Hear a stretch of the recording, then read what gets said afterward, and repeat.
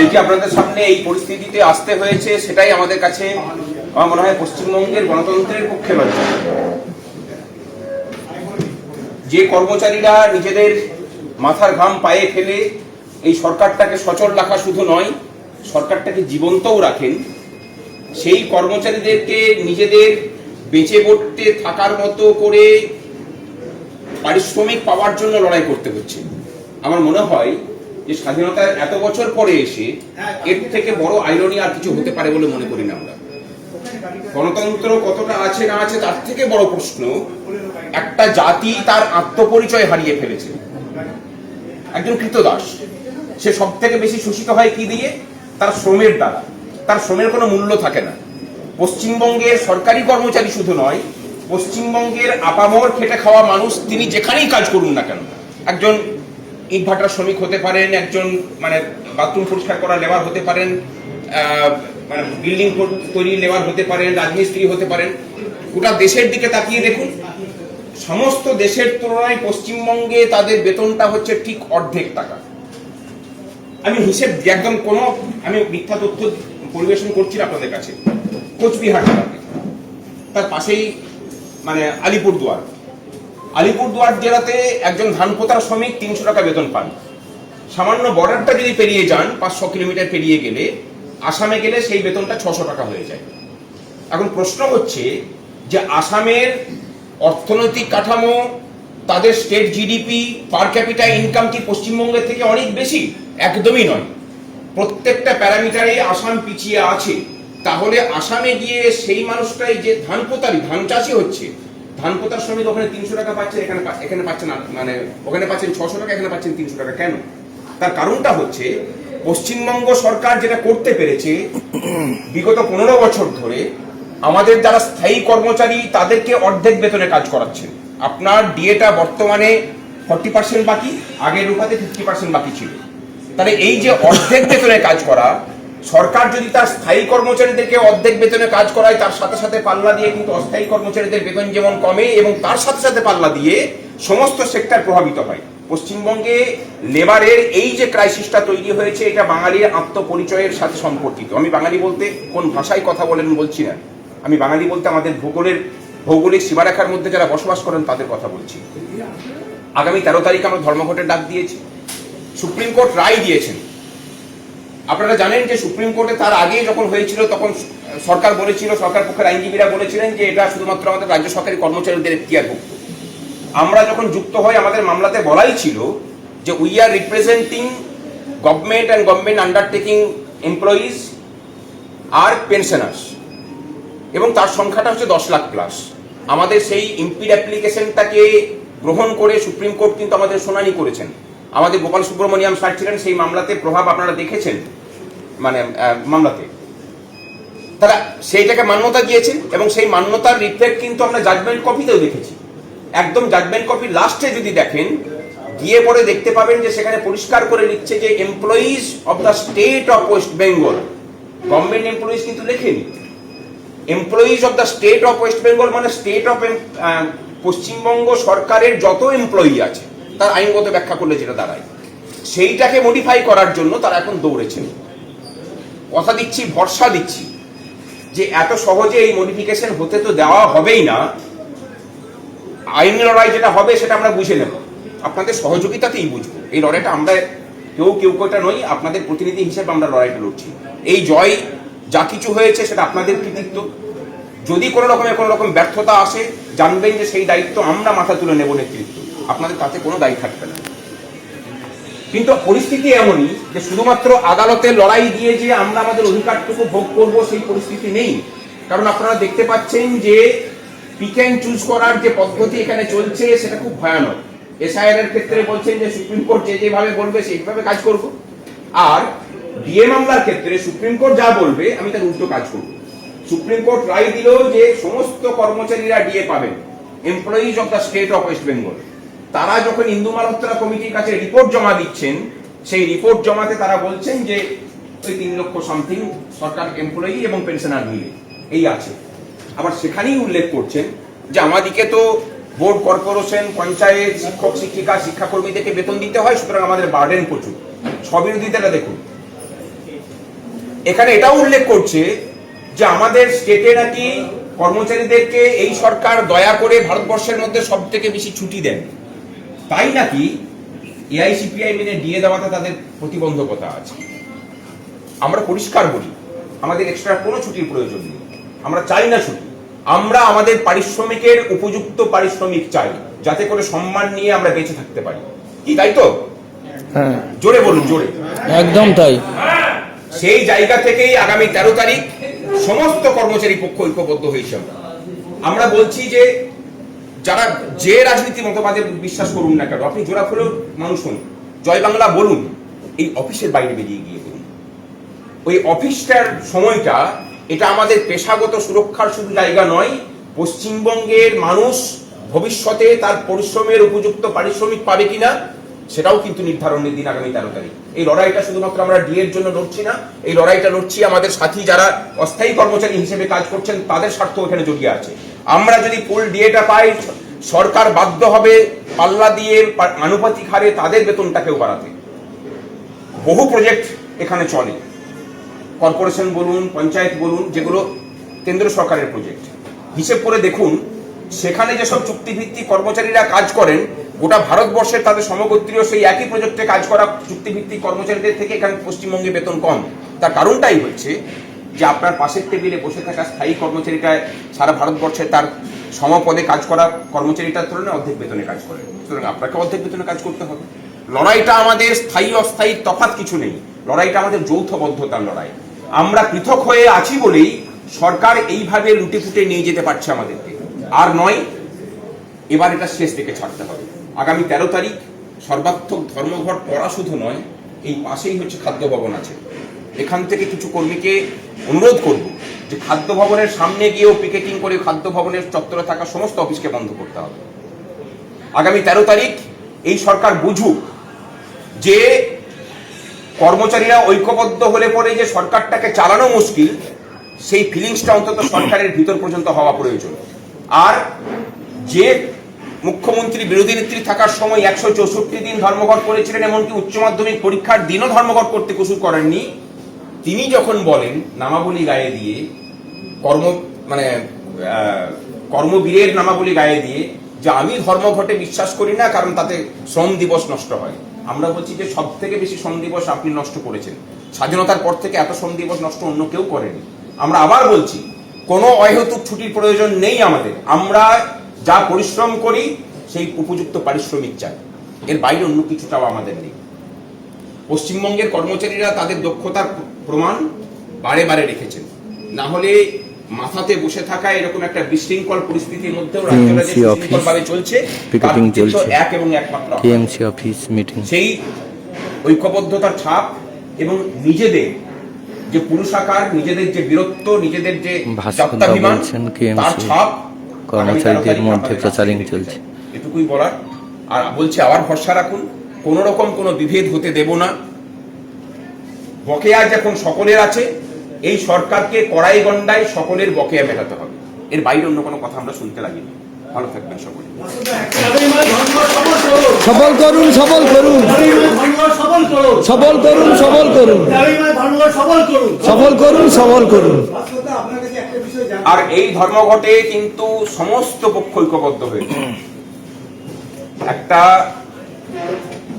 শ্রম চুরি করা, বাঙালির শ্রমকে সস্তা শ্রম বানানোর চক্রান্তের বিরুদ্ধে সমস্ত কর্মচারী ঐক্যবদ্ধ হয়েছেন। এটা শুধুমাত্র সংগ্রামী যৌথ মঞ্চের লড়াই নয়, যৌথ মঞ্চের লড়াই নয়, বরং কর্মচারীদের লড়াই। হ্যাঁ, একটা প্রশ্ন, যেটা আমরা সরকারি কর্মচারী হিসেবে আমরা সবাই বঞ্চিত, এখানে কোনো দ্বিমত নেই। শুধু একটা জিনিস যেটা আমাদের গভর্নমেন্ট খালি ভয় দেখায় যে আপনাদেরকে ডায়েস নন ওই সার্কুলার করে একদিন চাকরির ছেদ এই কমিয়ে দেবে, এর কোনো কি সাংবিধানিক বৈধতা আছে? আচ্ছা, দুটো তফাৎটা ভালো করে বুঝুন, এবং শুধু নিজে বুঝলে হবে না, যতক্ষণ না স্যাটিসফাই হচ্ছেন আমরা বোঝানোর চেষ্টা করব। ধর্মঘট এখানে চাকরির টার্মস অ্যান্ড কন্ডিশনস হিসেবেই কিন্তু স্বীকৃত। যে যে কন্ডিশন হলে পরে আপনি ধর্মঘট করতে পারেন, সেই সেই কন্ডিশন মেনেই আমরা নোটিশ দিয়েছি সরকারকে, কলকাতা কর্পোরেশনও নোটিশ দেওয়া হয়েছে। তাহলে আইনগত স্বীকৃতি আছে। ধর্মঘট হলে তারা কি করতে পারেন? 2011 সালে উনি ক্ষমতায় আসার পরের থেকে শুরু করেছিলেন যে আমি ব্রেক ইন সার্ভিস করব। ব্রেক ইন সার্ভিস করা মানে কি, আপনার ধরুন 10 বছর চাকরি করছেন, ব্রেক ইন সার্ভিস হয়ে যাওয়া মানে আপনার আবার তারপর থেকে নতুনভাবে চাকরি শুরু হবে। 23শে মার্চও তাই করেছিলেন। আমরা সেটাকে চ্যালেঞ্জ করেছিলাম, পঞ্চায়েতের কর্মচারী ইউনিয়নে চ্যালেঞ্জ করেছিল। যৌথভাবে তারা জানিয়েছিলেন যে আমাদের এটা ভুল হয়ে গেছে, আমরা ভবিষ্যতে আর কোনোদিন ব্রেক ইন সার্ভিস লিখবো না, ব্রেক ইন সার্ভিস লেখা যায় না। তাহলে ব্রেক ইন সার্ভিসের গল্প উঠে গেল। পড়ে থাকলো কি, ডাইশ নন। কথাটার মানে কি, একটা দিনের বেতন কাটা যাওয়া। তার থেকে বেশি হলে কি হতে পারে, ধরুন আমি 30 বছর 3 মাস 10 দিন কাজ করতাম, আমার ওই চাকরি জীবনটা 30 বছর 3 মাস 9 দিন হবে। প্রশ্ন হলো যে এর ফলে কি আমার পেনশন ক্ষতিগ্রস্ত হতে পারে? না, একদমই নয়। আপনার যেদিন রিটায়ার করার কথা ছিল তার আপনি একটা দিন আগে রিটায়ার করবেন। এখানে একটা জিনিস ভেবে দেখার অনুরোধ করব, এর থেকে বেশি যদি কিছু হয় তাহলে কি হবে? সংগ্রামী যৌথ মঞ্চ আছে, যৌথ মঞ্চ আছে, সকলেই আমরা আছি। আইনগতভাবে যা কিছু করার আপনাকে ভাবতে হবে না, ওটা আমরা ভাববো। সমস্ত কর্মচারী ঐক্যবদ্ধভাবে সেই লড়াইটা আমরা লড়বো, কথা দিয়ে গেলাম। কিন্তু একদিনের বেতন কাটার জন্য, বেতন সরকারকে দান করার জন্য মানসিকভাবে আমরা প্রস্তুত আছি কি, আছি তো? এটা নৈতিকভাবে, কারণ আমরা কাজ করবো না, আমি একদিনের বেতন নেবো না। এখন এখানে প্রশ্ন হচ্ছে যে আমরা একদিনের বেতন নিয়ে ভাবছি। বিগত 15 বছর ধরে আপনি 30 দিন কাজ করে 18 দিনের বেতন নিচ্ছেন, 17 দিনের বেতন নিচ্ছেন, আর 12 দিন 13 দিনের বেতন যাজন হিসেবে সরকার কেটে নিচ্ছে আপনার কাছ থেকে, আপনি জানতেও পারছেন। এবার অন্তত এই যাজন নেওয়াটা সরকারের বন্ধ করার জন্যই এই ধর্মঘট। একটা দিন চেষ্টা করে দেখি চলুন, যদি না হয় বৃহত্তর লড়াই হবে, কিন্তু লড়াইটা শেষ দিকে ছাড়বো। এবং আরেকটা কথা, আন্দোলন বিক্রি হওয়ার রাজ্যে অন্তত কর্মচারী আন্দোলন বিক্রি হবে না, এ কথাটাও দিয়ে গেলাম। এই রাজ্যে আরজি করার আন্দোলন বিক্রি হয়, অন্যান্য আন্দোলন বিক্রি হয়, এই আন্দোলন বিক্রি হবে না। ভালো থাকবে। আর যদি কিছু ভুল ত্রুটি বলে থাকি নিজ গুণে আপনারা ক্ষমা করে দেবেন। জিন্দাবাদ জিন্দাবাদ জিন্দাবাদ জিন্দাবাদ সংগ্রামী যৌথ মঞ্চ জিন্দাবাদ। জিন্দাবাদ জিন্দাবাদ 13ই মার্চ ধর্মঘট সফল করুন, সফল করুন, সফল করুন। 13ই মার্চ ধর্মঘট সফল করুন, সফল করুন, সফল করুন। দাবি যখন ন্যায্য হয়, যুদ্ধ শেষে আসেই জয়, তাই সংগ্রাম চলছে, চলবে, চলছে, চলবে। দাবি যখন ন্যায্য হয়, যুদ্ধ শেষে আসেই জয়, তাই সংগ্রাম চলছে, চলবে, চলছে, চলবে। ভালো থাকবেন। আপনাদের অনেক ব্যস্ততার মুহূর্তে কিছুটা সময় নিলাম আমরা, ক্ষমা করে দেবেন নিজেকে।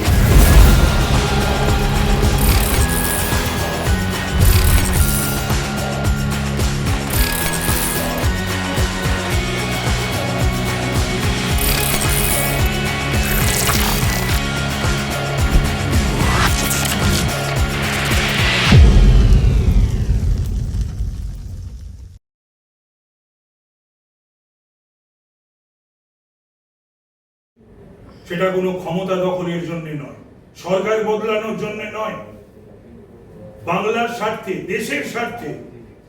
এই বাংলা যাতে পশ্চিম বাংলাদেশ না হয় এবং দেশের সার্বভৌমত্ব এবং আভ্যন্তরীণ যে সুরক্ষা সেটা কিন্তু বিপন্ন। তার হাত থেকে বাংলাকে এবং দেশকে বাঁচাতে উন্নয়ন তো রয়েছেই। বাংলার যৌবন, তাদের ব্যথা যন্ত্রণা প্রধানমন্ত্রীকে ব্যথিত করেছে। আজকে অযোগ্যরা স্কুলে পড়াচ্ছে আর যোগ্যরা মাথা কুটে মরছে পিচ রাস্তায়। এটা খুবই দুঃখের এবং দুর্ভাগ্যের বিষয়। আজকে আমরা আমাদের মাননীয় স্বরাষ্ট্রমন্ত্রী অমিত শাহজি, তিনি কদিন আগে আপনারা জানেন বলে গেছেন, আমি আজকে আমরা সেই কথাগুলোই বলছি যে আমরা যদি নয় বাংলার মানুষকে তাদের স্বার্থে, তাদের পরিবারের স্বার্থে, তাদের আগামী প্রজন্মের স্বার্থে, বাংলাকে, বাঙালিকে, আর বাংলার যে অস্মিতার কথা বলে, বাংলার অস্মিতার কথা তৃণমূল বলবে? ভাড়া করে সমস্ত নিয়ে আসা যারা বাংলার ইতিহাস জানে না, ভূগোল জানে না। তৃণমূলের এরকম বহু মন্ত্রিসভায় রয়েছে, রাজ্যসভায় রয়েছে, লোকসভায় রয়েছে, যারা বাংলার ইতিহাস জানে না, ভূগোল জানে না। তাদের কাছ থেকে বাংলার মানুষ, বাংলার অস্মিতা বুঝবে, জানবে? তো সেটাও আমাদের কিন্তু বাংলার 10 কোটি মানুষকে বুঝতে হবে, ভাবতে হবে, এবং যারা নির্বাচক মণ্ডলী, কর্তা কর্ত্রী, তাদেরও কিন্তু ভাবতে হবে। তাই বিজেপি সরকার গঠনের মধ্যে আমরা ক্ষমতায় এলে 45 দিনের মধ্যে রাজ্য সরকারি কর্মচারীদের 7ম পে কমিশন কার্যকর করব। বকেয়া বেতন এবং জাতীয় মান অনুযায়ী বেতন সংশোধন করব। 26শে ডিসেম্বরের মধ্যে সরকারি শূন্য পদে কোনো ঘুষ ছাড়াই স্বচ্ছভাবে পূরণ করা হবে। বন্ধ থাকা সমস্ত নিয়োগ প্রক্রিয়া, এই যে কন্ট্রাকচুয়াল আর এই যে কি পুলিশ, ভিলেজ পুলিশ নাকি ওই সিটি পুলিশ, সিভিক পুলিশ, এদের হাতে বাংলার কলকাতা থেকে তুলে দেওয়া হচ্ছে। হয় নাকি? তারা তো একটা বিশেষ রাজনৈতিক দলের কাজ করে চলেছে। তারা বোঝেটা কি? এটা হয় না, এটা করাও যায় না। তৃণমূলের নিয়োগ দুর্নীতির কারণে যেসব চাকরি প্রার্থীর বয়স পেরিয়ে গেছে, তাদের জন্য আমাদের সরকার নিয়োগ পরীক্ষার 5 বছরে বিশেষ ছাড় অর্থাৎ এজ রিল্যাক্সেশন করবে। মোদিজির নেতৃত্বে আগামী 5 বছরের মধ্যে বাংলার হারানো গৌরব ফিরিয়ে আনা হবে। সিন্ডিকেট রাজ বন্ধ করা হবে এবং বিনিয়োগের পরিবেশ তৈরি করা হবে, যাতে বাংলার যুবককে যাতে পরিযায়ী শ্রমিক হতে না হয়, সে যাতে ঘরে থাকতে পারে এবং ঘরের ভাত খেতে পারে, সেই বন্দোবস্ত করা হবে। 15 বছর ধরে বাংলার সেই বন্দোবস্তটাকে একবারও ভেবে দেখেনি এই মমতার সরকার বা তৃণমূল সরকার। বিজেপি সরকার এলে 100 দিনের কাজের টাকা সরাসরি উপভোক্তাদের ব্যাংক অ্যাকাউন্টে চলে যাবে এবং পঞ্চায়েত স্তরে লুটপাট বন্ধ করবে। মা বোনেদের মর্যাদা রক্ষায় শক্তিশালী আইন প্রয়োগ করা হবে এবং মহিলাদের নিরাপত্তা ও ক্ষমতায়নকে সরকারের সর্বোচ্চ অগ্রাধিকার দেওয়া হবে। মোদিজি কেন্দ্রে রয়েছেন, বাংলায় বিজেপির সরকার মেট্রো রেল, জাতীয় সড়ক, সমস্ত যে কাজ থমকে আছে সেগুলো রকেট গতিতে সম্পন্ন করা হবে। ঝগড়া নয়। আজ বাংলা সফর করছে তো শুধুমাত্র মমতা ব্যানার্জির জেদের জন্য এবং ঝগড়ার জন্য। বলুন, এর পূর্বে বাংলার রাজনৈতিক বিরোধিতা ছিল, আছে, থাকবে। কখনো ভারতবর্ষের কোনো অবিজেপি সরকারের মুখ্যমন্ত্রী এই ব্যবহার করছে, এত ঝগড়া করেছে? বাংলাতেও নয় কখনো, আর বাংলার বাইরেও নয়। তার ঝগড়ার কারণে আর তার অ্যাটিটিউডের জন্য বাংলার 10 কোটি মানুষ সাফার করছে। মোদিজি যে সবকা সাথ সবকা বিকাশ, এই মন্ত্রকে পাথেয় করে পশ্চিমবঙ্গ হবে ভারতের প্রগতির প্রধান ইঞ্জিন। ডাবল ইঞ্জিনের প্রধান ইঞ্জিন হবে ভারতবর্ষে। শুধু কেন্দ্রে বিজেপি, রাজ্যে বিজেপি ডাবল ইঞ্জিন সরকারের কথাই আমরা বলছি না, আমরা বলছি যে ভারতবর্ষের উন্নয়নের প্রধান চালিকা শক্তি হবে, প্রধান ইঞ্জিন হবে। অন্ধকার ঘুচিয়ে এক নতুন ভোরের প্রতীক্ষায় আজ বাংলার ঘরে ঘরে একটাই বজ্রনী ঘোষ, বাংলার সম্মান ফেরাতে এবার পাল্টানো দরকার। তাই বিজেপি সরকার বাংলাকে সন্ত্রাস মুক্ত করতে, বাংলায় গণতন্ত্রের পুনরুজ্জীবন ঘটাতে, বাংলায় কর্মসংস্থান করতে, বাংলায় পরিযায়ী শ্রমিকদের ফিরিয়ে আনতে, বাংলায় যোগ্য প্রার্থীদের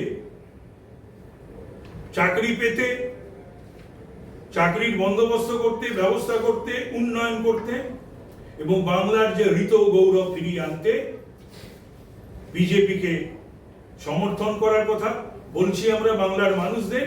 এবং আমরা তাই বলছি, আমাদের স্লোগান তাই পাল্টানো দরকার, চাই বিজেপি সরকার। আদিবাসী দরদি নাকি অনুপ্রবেশকারীর পাহারাদার, 32,000 ভুয়ো শংসাপত্র, চাকরি চুরির মহোৎসব, আদিবাসী যুবকদের হকের চাকরি লুট, মমতার পুলিশ ও প্রশাসনের মদতে 32,000 ভুয়ো এসটি সার্টিফিকেট বানিয়ে 32,000 ভুয়ো এসটি সার্টিফিকেট বানিয়ে আসল আদিবাসীদের বঞ্চিত করে তৃণমূলের নিজের লোকদের চাকরি দেওয়া হচ্ছে। আদিবাসী প্রেম, ভুয়ো আদিবাসী সার্টিফিকেট, কি চলছে বাংলায়?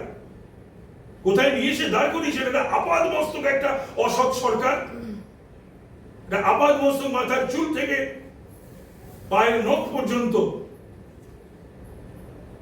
একটা করাপ্টেড, দুর্নীতি পরায়ণ অসৎ সরকার বাংলাকে অন্ধকারের গহ্বরে নিক্ষেপ করেছে।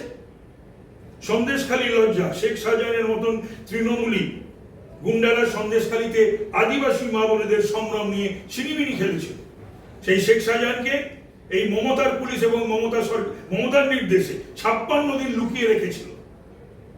শুধু তাই নয়, মমতা ব্যানার্জি সম্ভবত 5ই জানুয়ারি এই রেডটা হয়েছিল 2024 এবং 27শে জানুয়ারি বিধানসভায়, পশ্চিমবঙ্গের বিধানসভায় কখনো বাংলার কোন মুখ্যমন্ত্রী এইভাবে শেখ শাহজাহানদের রেকর্ডেড স্পিচ বিধানসভায় যে শেখ শাহজাহানকে ইডি টার্গেট করেছে বলে তাকে আশ্রয় দিয়েছেন, প্রশ্রয় দিয়েছেন এবং তাদের প্রোটেক্ট করেছেন। এটা লজ্জা বাংলা।